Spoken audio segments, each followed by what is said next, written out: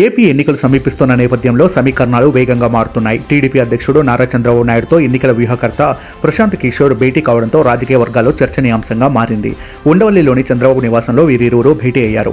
శనివారం మధ్యాహ్నం హైదరాబాద్ నుంచి పార్టీ జాతీయ ప్రధాన కార్యదర్శి నారా లోకేష్, ప్రశాంత్ కిషోర్లు ఇరువురు కలిసి హైదరాబాద్ నుంచి గన్నవరం విమానాశ్రయానికి చేరుకున్నారు. అనంతరం నారా లోకేష్, ప్రశాంత్ కిషోర్లు ఒకే వాహనంలో ఉండవల్లిలోని చంద్రబాబు నివాసానికి బయలుదేరి వెళ్లారు. ప్రశాంత్ కిషోర్ చంద్రబాబు సమావేశంలో గత కొంతకాలంగా టీడీపీ వ్యూహకర్తగా పనిచేస్తున్న రాబిన్ శర్మ కూడా పాల్గొన్నారు.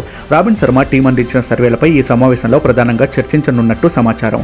యువగలం పేరిట నారా లోకేష్ చేపట్టిన పాదయాత్ర ఇటీవల ముగిసిన విషయం తెలిసిందే. యువగలం నవగలం పేరుతో తలపెట్టిన విజయయాత్ర సభ సక్సెస్ కావడంతో పార్టీ నేతలు ఉత్సాహంగా ఉన్నారు. ఈ నేపథ్యంలో ఎన్నికల సన్నద్ధతపై వివిధ స్థాయిల్లో సమావేశాలు నిర్వహిస్తున్నారు. టికెట్ల కేటాయింపు, జనసేనతో పొత్తు విషయంలో కూడా కీలక చర్చలు జరుగుతున్నాయి. ఎన్నికలకు ముందే సోషల్ మీడియాను మరింత బలోపేతం చేసేందుకు వ్యూహాలు రచిస్తుంది తెలుగుదేశం పార్టీ. ప్రధానంగా రాబోయే ఎన్నికల్లో టీడీపీ గెలుపుపై చర్చించే అవకాశం ఉన్నట్లు తెలుస్తోంది. వీరిద్దరి భేటీ రాజకీయ వర్గాల్లో చర్చనీయాంశంగా మారింది.